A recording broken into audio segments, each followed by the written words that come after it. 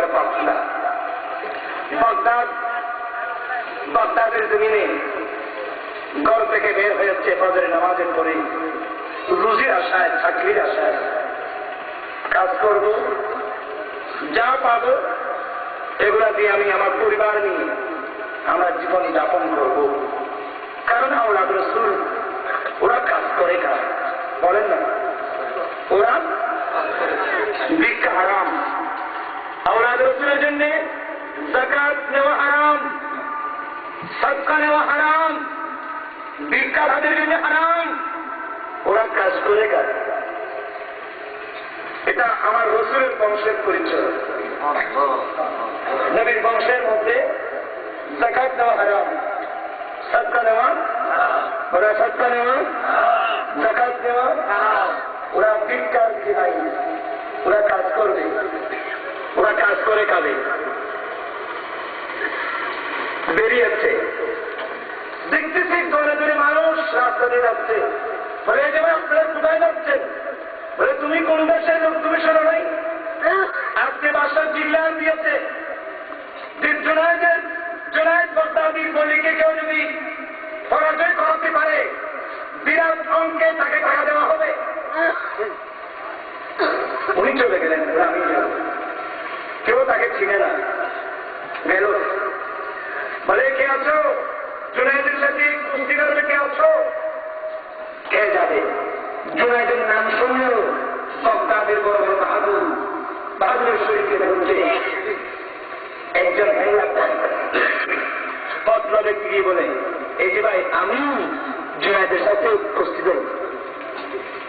তার শরীরের দিকে দেখে বলে, ভাই তুমি জীবিত কবরে যেও না, তুমি জিন্দা কবরে যেও না, তুমি কার সাথে কুস্তি করতে, কুস্তি করার জন্য পত্র তুমি চিনো? বলে আমি ভালো করে চিনি, জুনায়েদ বাগদাদী। বলে তার নিঃশ্বাস পড়লে তোমার অবস্থা খাই হবে। বলে তোমাদের এগুলো পাওয়ার প্রয়োজন নেই, তোমার কাজ শুরু। এলান করা হয়েছে জুনায়েদের সাথে কে কুস্তি ধরবে। আমি বলো আমি ধরবো, আপনার কাজ হলো আমার নাম রেকর্ড করা। বলে ঠিক আছে। ঘোষণা দেওয়া হলো অমর নামের একজন লোক জুনায়েদের সাথে কুস্তি খেলবে, অমুক দিন তারিখ কি।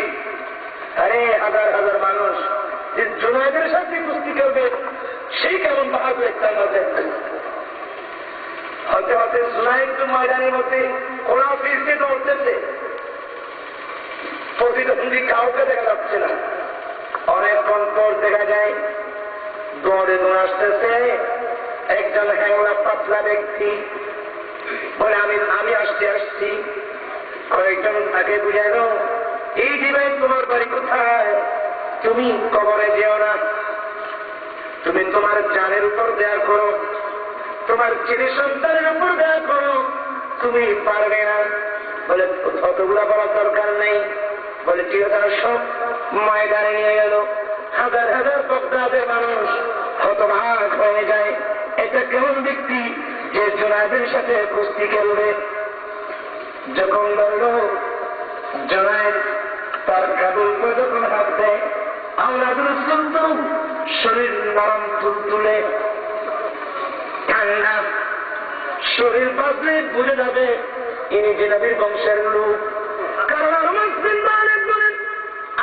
মালিক বলেন আমি আরবের জমিনে অনেক অনেক নরম রেশম আমি দেখেছি, নবীর নুরানি শরীরের মতো নরম রেশম আমি মক্কা মদিনার জমিনেও পাই নাই। तेरी नस्ले पाक में है बच्चा बच्चा नूर का, तेरी नस्ले पाक में है बच्चा बच्चा नूर का, तू है नूर तेरा सुहेली नूर तेरा सबरा नूर का। चित्ता दिवस सुहाना কাঁধে হাত দিয়েছে, আওলাদ রাসূলের হাত দিয়েছে, নাকের মাথায় যখন নাক বেড়েছে, আওলাদ রাসূল বলে এ জুনায়েদ সাবধান, এ জুনায়েদ সাবধান, আমি কে তুমি চেনো? জুনায়েদ শুনো, আসলে আমি তোমার সাথে কুস্তি খেলার জন্য আসিনি। আমার বংশের মধ্যে কুস্তি খেলা নাই। আমি একজন আওলাদে রাসূল, আমি একজন নবীর বাড়ির আওলাদে রাসূল। এই শব্দ জুনায়েদের গোটা জীবনটা খেলার মধ্যে চলে গিয়েছে। কিন্তু আজকে তার ব্যতিক্রম ধর্মী যখন বলতে জুনায়েদ আমি তোমার সাথে কুস্তি খেলার জন্য আসিনি, আমি একজন আওলাদে রাসূল, আমি একজন নবীর বংশের লোক। ভিক্ষা আমাদের জায়েজ নেই, সদকা আমাদের জন্য হারাম, যাকাত দেওয়া আমাদের জন্য হারাম। কাজের জন্য বেরিয়েছি, কাজ পাই নাই, কাজ করে যা পাবো ছেলে মেয়েদেরকে নিয়ে খাবো, চাকরি পাই নাই। আজ বাচ্চা তোমার সাথে কেউ যদি কুস্তি করে তোমাকে পরাজিত করতে পারে, মোটা অঙ্কের টাকা পুরস্কার দেবে। এটা শুনে আমি এসেছি। আমি জানি তোমার একটা সম্মান আছে, তুমি রাষ্ট্রীয় একজন কুস্তিগীর, তোমার একটা সম্মান আছে। কত জনের কত করলেন তোমার দিকে চেয়ে আছে, তোমাকে নিয়ে বাচ্চা বড় করে রাষ্ট্রীয় মর্যাদা তোমার ধরা হয়েছে। জুনায়েদ আজকে খেলার মাঠে তোমার উপর পরীক্ষা চলবে। তুমি রাসূলের আওলাদের দিকে তোমার জীবনের সঞ্চিত সম্মান ত্যাগ করতে পারো কিনা?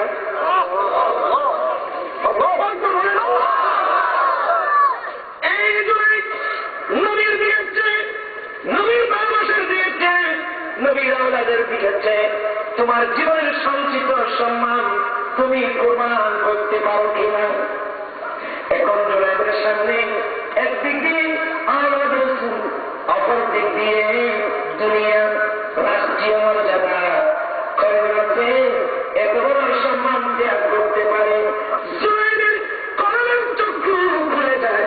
জুনায়েদ সিদ্ধান্ত নেয় গোটা জীবন অনেক সম্মান অর্জন করেছি, যত সম্মান অর্জন করে না কেন সমস্ত সম্মান যদি নবীর প্রেমে যদি কোরবান করতে না পারি, আমি কোন ধরনের মুসলমান?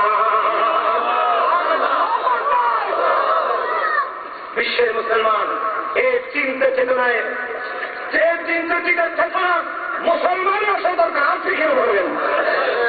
জোড়া সিদ্ধান্ত নেই, জানা है तू जन्नत में जाना, जाना है तू जन्नत में जाना चाहिए। যখন যেতেই হবে তাহলে বেহেশতেই যাব, কেন আমি জাহান্নামে যাব? লাগবে না দুনিয়ার সম্মান, আমি পায়ের নিচে দিলাম মুস্তাফার গোলামের সামনে চলে যাব।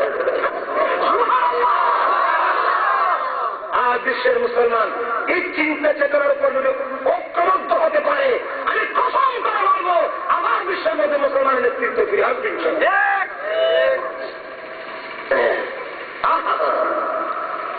একজন আওলাদে রাসূল দেখি তামাশা দেখতেছে। জুনায়েদ বলেন, এখন জুনায়েদের চোখের সামনে আগে ছিল রাষ্ট্রীয় মর্যাদা, আগে ছিল বাদশাদের বিরাট অঙ্কের টাকা ঘোষণা দিয়েছে, ওটা ছিল জুনায়েদের চোখের সামনে। এখন জুনায়েদের চোখের সামনে এসে যায় আমার হায়াতুন নবীর চেহারা। জুনায়েদ বলে সিদ্ধান্ত নেয়, না না না, আমার সঞ্চয়, আমার অর্জিত, আমার সঞ্চিত সমস্ত সম্মান আওলাদ রাসূলের জন্য আজ আমি লক্ষ লক্ষ বাগদাদের মানুষের সাথে আমি সারেন্ডার করে দিলাম, আমি রাসূলের গোলামি গ্রহণ করব। দেখবে ওগো আওলাদ রাসূল, আপনি কষ্ট করবেন না, যদি পারেন তাহলে তো আপনি আল্লাহর ওলি। মাটির মধ্যে যখন পড়ে গেল, কোথার চতুর্দিক থেকে চিৎকার উঠে গেল, শুরু হয়ে গেল। বাচ্চা বলে, না না এটা হবে না, আবার করতে হবে। কিছুক্ষণ পর বাচ্চা বলে, শুনেন আমাদের মুখে চুনকালি দিও না। জর্নেল বলে, কর্নেল বলে, কত সম্মানের নেতৃত্ব এসেছে যারা তোমাকে নিয়ে গৌরব করে অহংকার করে, ওদের চোখে তুমি ওদের মুখে চুনকালি দিও না। কিন্তু জুনায়েদ এগুলো বই দেখি জুনায়েদের কান্না, কারণ জুনায়েদের চোখের সামনে আমার নবীর তাসবীহ ভাসতেছে, আমার নবীর দৃশ্য এসে গেছে। এখন জুনায়েদ নবীর প্রেমে দুনিয়ার প্রেমার ভালোবাসা দেখে না। উচ্চাস্বর করুন আবার করেছে। আওলাদ রাসূল ডাক দেয়, এই জুনায়েদ সাবধান, শয়তান তোমাকে ধোঁকা দেবে। আবার শয়তানের ধোঁকায় পড়ে রাষ্ট্রীয় মর্যাদার দিকে চেয়ে তুমি আমাকে মাটির মধ্যে ফেলে দিও না। জুনায়েদ বলে, আওলাদ রাসূল আমার কলবের চক্র পড়ে গেছে, এখন পৃথিবীর কোন সৌন্দর্য, পৃথিবীর কোন দৃশ্য আমাকে নির্দায় করতে পারবে না। আমি সিলিন্ডার হয়ে গেলাম, দল করে মাটির মধ্যে পড়ে গেলাম।